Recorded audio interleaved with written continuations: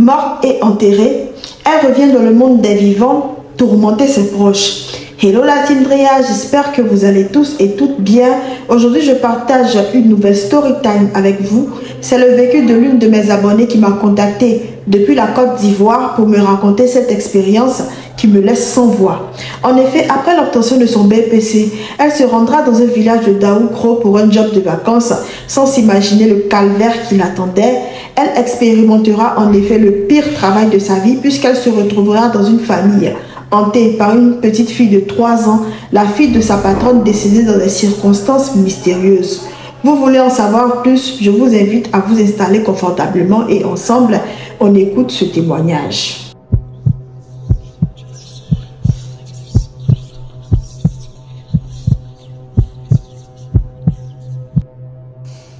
Je suis ivoirienne et les faits qui vont suivre se sont déroulés durant mon adolescence dans la ville de Daoukro.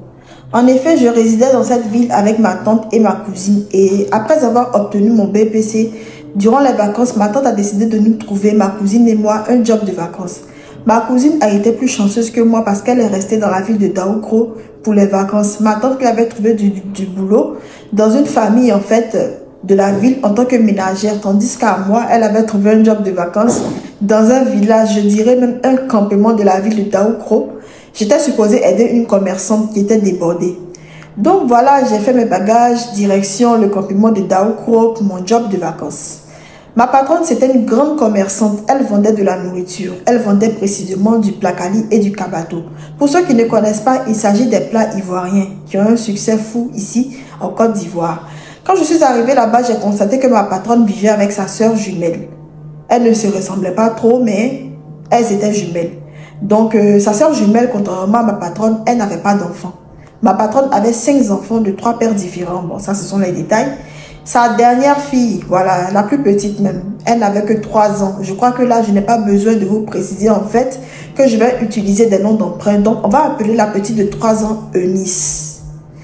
Et voilà, donc en tout, la nourriture de ma patronne marchait très bien. La nourriture de ma patronne avait un succès fou. À partir de 6 h du matin, il y avait déjà des clients. Il y avait même un rang. Et au plus grand tard, à 8 h, je vous assure que la nourriture de ma patronne était déjà finie. Donc, on devait se lever vraiment tôt. On faisait la nourriture la veille et on enfermait la sauce en fait dans une case du village. On fermait la case à clé et nous étions les seules personnes en possession de la clé de la case où se trouvait en fait la sauce. Donc le matin très tôt, c'est-à-dire à 4 h du matin, on réchauffait la sauce qu'on déposait sur un foyer dans la case. Donc on réchauffait la sauce qu'on faisait sortir. On vendait très bien et au plus grand tard à 8 h, comme je l'avais dit, tout était fini. En fait, les gens s'intéressaient aux autres nourritures des autres commerçantes, lorsque la nourriture de ma patronne était terminée. Donc ma patronne était tellement débordée, raison pour laquelle elle cherchait une jeune fille pour l'aider. Et c'est comme ça que ma tante m'avait trouvé ce travail-là. Ça marchait très bien, on vendait facilement, sans problème, puisque sa nourriture avait un succès fou. Mais quelque temps après mon arrivée, on a constaté malheureusement le décès du voisin de ma patronne. Donc il y avait encore plus de monde parce que naturellement, lors d'un décès, la famille du défunt reçoit plusieurs personnes qui viennent présenter leurs condoléances. Donc les gens venaient de partout présenter leurs condoléances à la famille éprouvée, donc à la famille du défunt. Donc la nourriture de ma patronne marchait 3 fois plus. On était tellement débordés et la nourriture finissait vite. Donc les gens se plaignaient, les gens demandaient de la nourriture en grande quantité. C'est comme ça que ma patronne a décidé de vendre la nourriture toute la journée, c'est-à-dire matin, midi, soir, pour qu'il y ait suffisamment à manger pour tout le monde. Ce qui faisait qu'on vendait comme ça et ça marchait très bien en fait. Donc un soir comme tous les autres, on avait fait la nourriture et j'étais allée déposer la sauce graine en fait dans la case dans laquelle nous déposons la sauce. Dans la case, il y a un foyer. J'avais déposé la sauce dessus, j'avais fermé la porte et j'étais allée me coucher.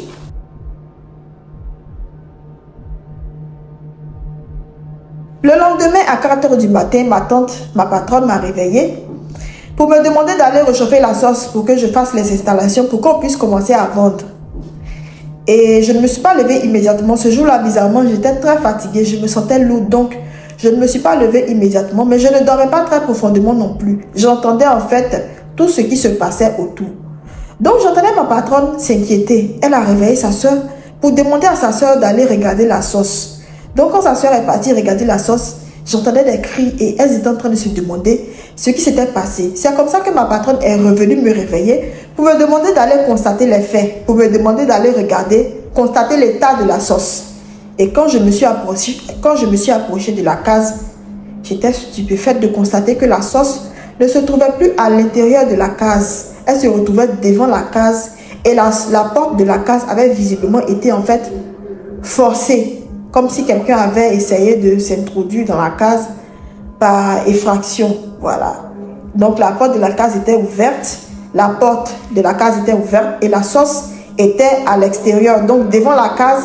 Et du côté gauche de la casserole, de la marmite, il y avait un balai et de l'autre côté, il y avait un pilon. Donc on a eu peur et quand je me suis approchée, j'ai constaté que la sauce graine était devenue noire, comme si quelqu'un avait introduit du poison. En tout cas, c'est la supposition que nous avions faite puisque l'état de la sauce n'était pas waouh, c'était pas trop ça. Donc ma patronne a commencé à se lamenter, elle a commencé à se plaindre. Elle se demandait en fait qui pouvait lui faire ça. Puisqu'elle était une femme respectueuse, elle n'avait jamais eu de problème avec quelqu'un dans le village en question. Elle était en train de se lamenter parce que c'est grâce à ce commerce qu'elle arrivait en fait à scolariser ses enfants. Donc après cette lamentée et tout, elle avait dit qu'elle n'allait pas laisser les choses se passer de la sorte. Il fallait qu'elle informe les sages du village. C'est ce qu'elle a fait. Mais on était contente de constater qu'on avait pu en fait, Dieu merci, remarquer que la sauce était déjà dans un état piteux parce qu'il ne fallait pas qu'on aille vendre et avoir des problèmes. Donc, comme ma patronne a fini de se lamenter, elle allait chercher les sages du village qui sont venus constater eux aussi les faits. Donc, eux aussi n'ont pas voulu laisser les choses comme ça. Donc, parmi les vieillards que ma patronne avait appelés, il y a l'un d'entre eux qui avait commencé à faire des incantations. Et finalement, il va dire ceci. Il va dire, la personne en fait qui a osé faire ça, la personne qui a empoisonné la nourriture de cette pauvre dame qui se débrouille et qui par son commerce scolarise ses enfants, la vie de cette personne sera aussi noire que la couleur de la sauce. Et si cette personne ne vient pas se confesser, cette personne va souffrir et le village sera témoin de la mort, du décès de la personne en fait qui a empoisonné la sauce. Donc quand il a fini de parler comme ça, il a fait des incantations. Mais déjà pendant qu'il était en train de parler, on a constaté que la petite Eunice de 3 ans, voilà, chauffait, voilà, elle commençait à chauffer. Mais on s'est dit qu'il s'agissait peut-être d'un petit palu, pas plus, d'une petite malaria, pas plus. Quand il a fini de faire ses incantations, il a versé de l'eau à terre et un trou a été creusé et on a renversé la sauce dans le trou. Il a fait quelques incantations et c'est comme ça qu'on a enterré la sauce et il est parti. Et ma patronne était tellement découragée qu'elle s'était dit qu'elle allait arrêter en fait ce commerce-là parce qu'elle n'a pas supporté en fait ce qui venait de se passer. La petite Eunice ne faisait que chauffer. Donc ma patronne a décidé de la conduire à l'hôpital du village et là-bas on lui a fait savoir que la petite souffrait du paludisme. Et c'est comme ça que le médecin a décidé de soumettre la petite Eunice à des traitements médicaux. C'est comme ça que ma patronne a décidé de reprendre l'activité du Placali parce qu'elle disait que ça lui manquait mais aussi pour avoir un peu d'argent par rapport aux dépenses qu'elle faisait. Donc comme d'habitude ça marchait très bien et voilà on s'en sortait plutôt bien. Mais on a constaté que la petite vraiment n'allait pas bien. Sa santé ne faisait que se détériorer malgré en fait les soins médicaux, malgré en fait les traitements qu'elle suivait. Et c'est comme ça qu'un soir, pendant que je dormais, ma patronne m'a réveillée pour me demander d'aller chauffer de l'eau. Elle m'a fait savoir que la petite faisait en fait la fièvre. Pardon. On ne comprenait pas pourquoi elle ne faisait que chauffer alors qu'elle suivait un traitement en fait qui était supposé lui apporter la guérison. Mais sa santé ne faisait que s'empirer. Je suis allée chauffer l'eau et ma patronne a trempé une serviette dans l'eau qu'elle a appliquée sur le corps de la petite dans le but de faire descendre la fièvre. On constatait que la petite luttait en fait pour rester consciente. Le lendemain, malheureusement, ça n'allait tellement pas que ma patronne a dû en fait la transporter à l'hôpital de la ville de Daoukro. Et de l'hôpital de la ville de Daoukro, elle a été transportée dans un autre hôpital dans la ville de Bouaké.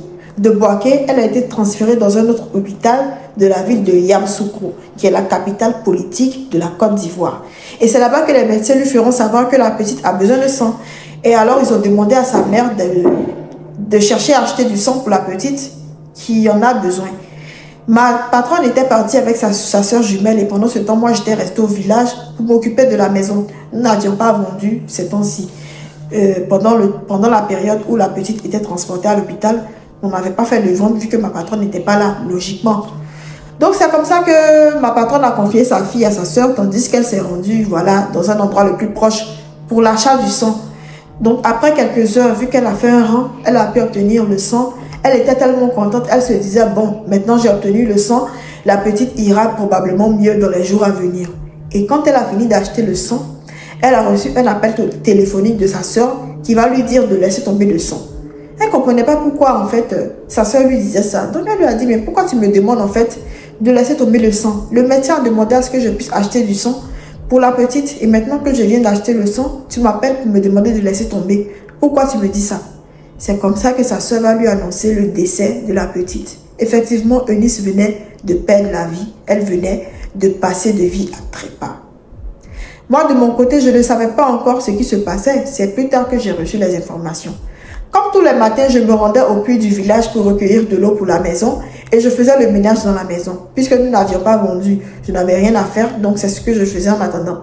Mais ce jour-là, quand je me suis rendue au village, quand je me suis rendue au puits, pardon, j'ai constaté que tous les regards étaient braqués sur moi. Et les gens me regardaient avec pitié, avec compassion. Je ne comprenais pas pourquoi les gens me regardaient comme ça. Donc j'ai recueilli l'eau, mais je constatais que les regards étaient insistants. Donc j'ai approché une fille qui avait l'habitude de m'aider à transporter l'eau pour lui demander en fait pourquoi les gens me regardent comme ça, je ne comprends pas. C'est elle qui m'a annoncé que la petite Eunice était décédée. C'était un choc pour moi. En fait, c'était un choc. C'est vrai qu'elle n'allait pas bien, mais son état n'était pas aussi catastrophique en fait. Et avant qu'elle soit transportée à l'hôpital, elle et moi on avait parlé un peu. En plus, c'était une petite fille tellement joyeuse que je considérais comme ma petite sœur. Donc je n'ai pas supporté, ça m'a fait beaucoup de mal, j'ai beaucoup pleuré. Et après j'ai eu la confirmation de son décès, j'étais inconsolable. Mais sa mère était encore plus inconsolable. Vraiment, ma patronne m'a fait pitié, j'avais tellement de compassion pour elle. C'est pas facile pour une mère de perdre son enfant. Donc voilà, c'était tellement triste. Et avec le temps, la nouvelle s'est répandue en fait dans tout le village. Tout le monde avait appris le décès de la petite. Le temps s'est écoulé et le jour de l'enterrement est arrivé. Le jour de l'enterrement est arrivé et pendant qu'on lavait le corps de la petite, j'ai vu ma patronne parler seule. C'était comme si elle parlait à Eunice en fait. Je l'entendais dire, Eunice, mais tu fais quoi? Pourquoi tu es? Qu'est-ce que tu fais ici? C'est pas toi qu'on est en train de laver là-bas? En fait, elle disait voir la petite courir, jouer, comme si elle était encore vivante. Alors qu'on voyait très bien que Eunice était en train de se faire laver pour se faire ensevelir.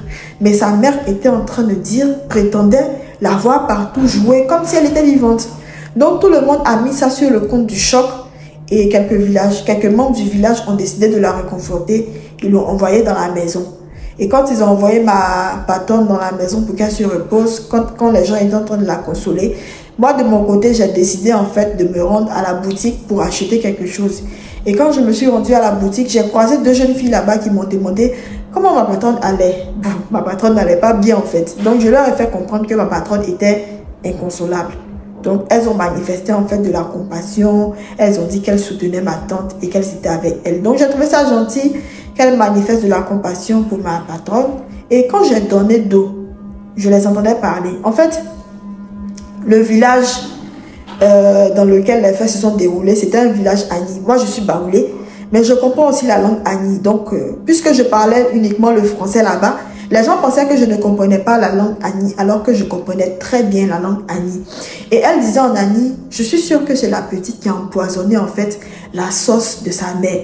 Parce que je n'arrive pas à comprendre. Les vieillards sont venus maudire la personne qui avait empoisonné la sauce de la dame. Et quelques jours après, elle tombe malade et elle meurt. C'est trop bizarre. En fait, j'avais compris. Mais je ne leur ai pas fait savoir que j'avais compris. J'avais fait comme si je n'avais pas compris, mais c'est quelque chose qui m'a beaucoup affecté. Comment une petite fille de 4 ans, une petite fille de 3 ans, pardon, peut casser une porte, empoisonner une sauce, mettre la sauce devant la porte de la case et puis faire toutes ces choses? J'ai trouvé que c'était vraiment insoutenable. Et j'ai trouvé ça très méchant de la part de ces filles. Moi, j'étais convaincue que ma petite soeur Eunice ne pouvait pas faire une chose pareille, ne pouvait pas commettre une méchanceté pareille. En plus, c'était sa propre mère. Et c'est grâce à ce commerce que ma patronne scolarisait et prenait soin de ses enfants. Je n'ai pas pu garder ça pour moi. Donc, quand je suis arrivée à la maison, j'ai expliqué tout ce que j'avais entendu à ma patronne et ça l'a beaucoup attristé. Et bien évidemment, je partageais aussi sa peine. Les heures se sont écoulées et c'était l'après-midi. L'après-midi est arrivé et c'était le moment d'ensevelir Eunice. Bien évidemment, son cercueil a été transporté jusqu'à sa dernière demeure, c'est-à-dire au cimetière. Et au moment d'introduire le cercueil dans le trou, c'est-à-dire dans sa dernière demeure, sa mère encore va commencer à lui parler en lui disant « Eunice, qu'est-ce que tu fais? Eunice, pourquoi tu es encore là? Qu'est-ce que je t'ai fait? Pourquoi tu es encore là? Qu'est-ce que tu veux, Eunice ?» Finalement, les gens ont commencé à croire que la dame devenait folle, alors que ma patronne ne devenait pas folle. Elle voyait bel et bien sa fille, en fait. Donc, la foule a essayé de la calmer. Elle était vraiment inconsolable. Finalement, la petite a été enterrée. Le temps s'est écoulé et on croyait que les choses, en fait, allaient finalement rentrer dans l'ordre. Donc, quelques temps après, ma patronne a repris ses activités. Tout semblait aller bien jusqu'à cette nuit fatidique. Je vous avais expliqué précédemment que ma patronne avait 5 enfants. Et Eunice était la dernière. Mais avant Eunice, elle avait un fils que je nommerai Axel, qui était le grand frère direct d'Eunice. Et les deux étaient super proches. En pleine nuit, nous avions été réveillés en fait par des rires. Les rires du grand frère d'Eunice. Et quand on s'est levé, naturellement, on était paniqué. Qu'est-ce qu'un enfant pourrait faire éveiller à une heure aussi tardive en train de rire? Avec qui est-ce qu'il riait? Et lorsqu'on lui a demandé avec qui est-ce qu'il riait et pourquoi il riait, il nous a fait savoir qu'il n'arrivait pas à dormir et qu'il voyait Eunice qui lui demandait de la rejoindre pour qu'ils aillent jouer ensemble. Donc, quand ma patronne a entendu ça, elle lui a dit non, ne la regarde pas, elle est morte. Ne la regarde pas, elle est morte. Donc, elle a commencé à parler. Elle dit, mais Eunice, qu'est-ce que tu nous veux au juste? Tu nous as abandonnés, tu es décédée dans des circonstances mystérieuses. Nous t'avons enterré dignement et voilà que tu ne veux même pas nous laisser en paix. Repose en paix, va loin de nous. Qu'est-ce que tu nous veux? Qu'est-ce que nous t'avons fait? Naturellement, elle n'a pas obtenu de réponse. Donc finalement, on a prié, on s'est endormi. Le lendemain, j'ai constaté que ma patronne était en train de ranger les affaires d'Eunice et elle parlait à sa mère. Et elle disait à sa mère que durant la nuit, elle avait fait un rêve, pour ne pas dire un cauchemar. Et dans ce rêve, Eunice était sans vêtements. Et Eunice rentrait dans la chambre. Et elle a demandé à Eunice où est-ce que Eunice partait. Et Eunice lui aurait dit qu'elle avait fini de prendre sa douche. Malheureusement, elle n'avait pas de vêtements à mettre. C'est la raison pour laquelle elle était là. Elle était venue chercher des vêtements. Et effectivement, les affaires de Eunice étaient pêle-mêle. Ses affaires étaient en désordre, comme si quelqu'un avait fouillé et dérangé les vêtements. Et c'est la raison pour laquelle ma patronne faisait le rangement. Et quand elle a fini, elle a remis les habits à sa mère. Et je ne sais pas ce que sa mère a fait de ses vêtements. Pendant cette période de deuil, ma patronne et le père de Eunice, qui est aussi le père de son grand frère Axel, s'étaient réconciliés. Donc, ils passaient de temps en temps à la maison pour la soutenir. Donc, les nuits qui ont suivi, franchement, Axel n'arrivait pas à dormir. Il disait que la petite, à chaque fois, venait l'appeler et lui demandait de la rejoindre pour qu'ils aillent jouer ensemble. Donc, le petit garçon, le petit Axel, est tombé gravement malade. Donc, quand son père a pris connaissance de cette histoire, il s'est dit, bon, peut-être qu'il s'agit de la maison. Puisque c'est là que Eunice a grandi, ça lui rappelle peut-être les souvenirs de sa petite sœur. C'est la raison pour laquelle, en fait, il n'arrive pas à avoir la paix. Donc, c'est comme ça que son père a décidé de prendre l'enfant avec lui, pensant qu'une fois chez lui, la petite n'allait plus venir le fatiguer la nuit, pensant que son fils aussi aurait la paix. Malheureusement, ce ne fut pas le cas. Quand il est venu chercher en fait le petit garçon, le lendemain, sa mère, c'est-à-dire ma patronne, m'avait demandé d'aller donner de la nourriture là-bas à l'enfant. Quand je suis partie, je vous assure les amis, en l'espace d'un seul jour, le lendemain seulement, le petit Axel avait perdu du poids et il semblait méconnaissable, il était malade. C'était tellement inquiétant, on priait pour lui et il disait à chaque fois que son père même disait qu'il était choqué, qu'il n'avait jamais vu ça. Son petit garçon ne fait que lui dire que la petite ne fait que l'appeler, ne fait que lui apparaître en lui disant qu'elle aimerait en fait qu'il la rejoigne pour qu'ils aillent jouer là-bas ensemble. Donc avec le temps, avec la prière, Dieu merci, le petit garçon commençait à aller mieux. Ça allait mieux, il avait retrouvé la santé et quelques temps plus tard, il était revenu à la maison. Malheureusement, la personne suivante à tomber malade était la sœur jumelle de ma patronne. Je vous avais dit qu'elle n'arrivait pas à avoir d'enfants. Donc, elle était très très stricte avec les enfants. Elle frappait les enfants. C'est-à-dire, Eunice, de son vivante, se faisait vraiment tabasser par sa tante. Et finalement, c'est elle qui était tombée gravement malade aussi. On ne comprenait pas la situation. Malgré les traitements traditionnels qu'elle faisait, rien n'allait. Donc un jour, comme tous les autres, j'ai décidé d'envoyer le petit Axel à la boutique. J'ai constaté que l'enfant avait mis du temps à venir et quand il est venu, il était en pleurs. J'ai demandé au petit garçon, mais pourquoi tu pleures? Il m'a dit, quand je suis partie, franchement, vers le marché du village, j'ai aperçu Eunice. Elle était sans chaussures, elle était sale et elle pleurait. Elle me disait que là où elle est, elle n'a pas la paix.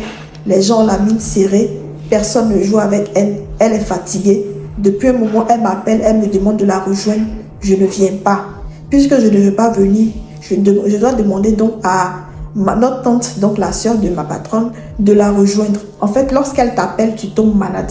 Et c'est la raison pour laquelle, en fait, la sœur de ma patronne était tombée gravement malade. Et malgré les soins traditionnels, ça n'allait toujours pas. Et c'était très inquiétant. Ça faisait peur. J'étais pressée même que les vacances finissent. Je priais tous les jours, je demandais à Dieu d'accélérer les vacances parce que j'avais hâte en fait de rentrer chez moi, de rentrer à la maison. Parce que cette famille-là, vraiment, le fait d'apprendre à chaque fois que la défaite apparaissait à chacun d'entre nous, ça me faisait vraiment très peur.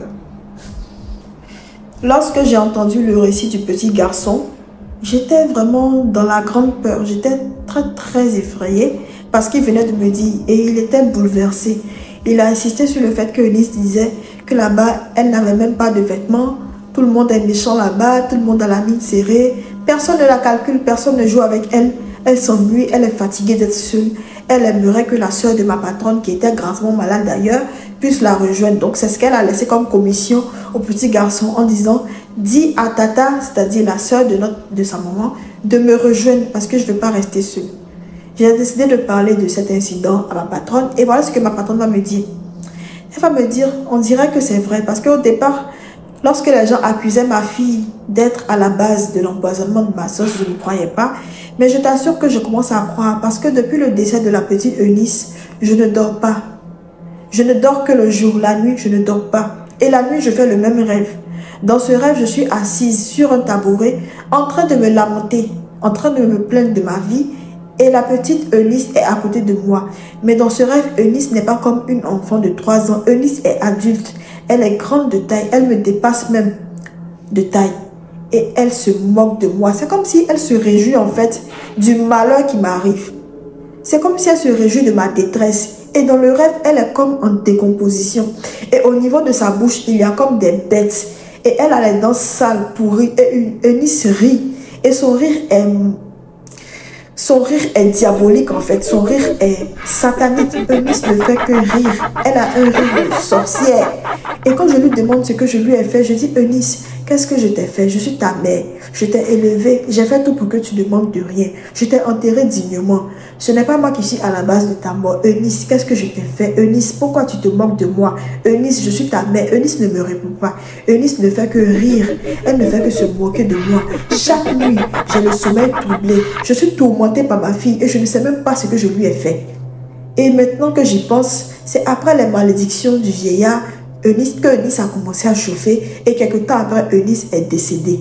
Franchement, je me demande si Eunice n'est vraiment pas à la base de vraiment du malheur qui arrive. Franchement, je ne comprends pas, je suis tourmentée. Donc moi, j'ai commencé à avoir peur et je priais pour que Eunice ne se révèle jamais à moi. Parce que je voyais la façon dont ses poches étaient troublées. Je voyais la façon dont le petit Axel et sa mère, donc ma patronne, étaient troublés. Donc je ne voulais même pas vivre cette expérience-là à mon tour. Je priais pour que Dieu ne permette même pas que moi aussi je puisse la voir. Quelque temps après son décès, il y a certains villageois qui disaient la voir, mais moi je pensais que c'était des personnes qui voulaient jouer les intéressants, en fait qui voulaient qu'on les remarque. Mais j'ai commencé à croire au moment où même ses proches, c'est-à-dire dans sa famille, sa mère et son frère ont commencé à affirmer que eux aussi, ils la voyaient par moments physiquement, mais surtout en rêve. Avec la maladie de la sœur de ma patronne qui ne dormait plus, son petit frère. Vraiment, j'ai commencé à avoir peur. Et c'était tellement stressant comme atmosphère. Vous ne pouvez pas comprendre. J'ai tellement d'imaginer que je vivrais ce genre de calvaire une fois, en fait, dans cette famille. Moi qui étais tout simplement venue chercher mon argent. Vu la tournure des choses, moi, je n'ai même pas attendu que les vacances finissent. J'ai dit à ma patronne que moi, je vais rentrer. Parce que tout m'effrayait. Tout m'effrayait. Je ne supportais plus tout ça. Elle a accepté, elle a compris la situation, elle m'a laissé rentrer. Mais quand je suis rentrée, à la maison, je l'appelais de temps en temps pour prendre de ses nouvelles. Et un jour, je l'ai appelée pour savoir comment elle va. Elle m'a annoncé qu'elle allait bien. Finalement, elle a quitté le village. Elle s'était réconciliée avec le père de la petite Eunice. Et elle et sa famille avaient décidé de déménager à Abidjan. Elle n'a plus l'intention, en fait, de retourner dans le village de Daoukro en question. Parce qu'après mon départ, la petite se manifestait physiquement et en rêve. Et la petite lui demandait de la rejoindre, disant que là où elle est, elle s'ennuie, personne ne joue avec elle. Et elle tombait gravement malade. Et même dans sa maladie, les gens du village la montraient du doigt, parlaient d'elle. Les gens l'accusaient même d'être sorcière et d'avoir initié sa petite Eunice à la sorcellerie. Et les gens se disaient que si ça se trouve, c'était elle-même qui avait empoisonné sa propre sauce. Et la petite la hantait naturellement parce que c'était elle en fait qui l'avait assassinée alors qu'il n'en était rien. Donc elle a décidé en fait de quitter le village. Elle a même arrêté de vendre. Voilà, elle s'est dit que bon, si elle partait, elle restait là-bas, peut-être que la petite allait réussir à l'emporter. Et c'est comme ça qu'elle a décidé de tout abandonner et de repartir en fait sur de nouvelles bases. Donc c'est un mystère qui s'est produit. On ne sait vraiment pas qui a empoisonné la sauce. On se demande si c'est vraiment la petite Eunice ou si c'est quelqu'un qui avait pris l'apparence de la petite. On se demande si c'était vraiment le jeu de Eunice. Pourquoi Eunice est décédée suite aux malédictions prononcées? Qu'est-ce qui s'est réellement passé? Ça reste vraiment un mystère. On se demande si Eunice était vraiment une sorcière ou c'était une petite fille normale. Jusque-là, on ne sait vraiment pas qui a pu empoisonner la sauce, mais beaucoup de personnes supposent que c'est bien Eunice qui était à la base parce que depuis que le vieillard avait dit, voilà, que tant que la personne à la base de l'empoisonnement ne se confessait pas, cette personne allait mourir. Jusqu'à preuve du contraire, c'est Eunice seule qui est décédée et personne d'autre n'était venu se confesser jusque-là, même après son décès. Donc c'est un peu ça le témoignage de la jeune dame. Dites-moi ce que vous en pensez dans les commentaires. Selon vous, qui est à la base de l'empoisonnement de cette sauce? Est-ce que vous pensez que la petite Eunice était une sorcière ou vous pensez que ce sont des sorciers du village qui prenaient l'apparence de la petite pour venir tourmenter ses proches? C'est tout pour ce témoignage. Sur ce, on se dit à très bientôt pour une nouvelle story time. Pour ceux qui souhaiteraient me contacter pour une histoire, rendez-vous en fait sur mon profil. Le lien de mon compte TikTok est dans ma bio. Vous cliquez dessus et vous serez directement orienté vers mon compte TikTok. Et vous pourrez m'envoyer un message, je vous communiquerai un numéro WhatsApp sur lequel vous pourrez me raconter votre histoire. J'espère que vous avez aimé cette histoire paranormale et on se dit à très bientôt. Que Dieu nous protège tous.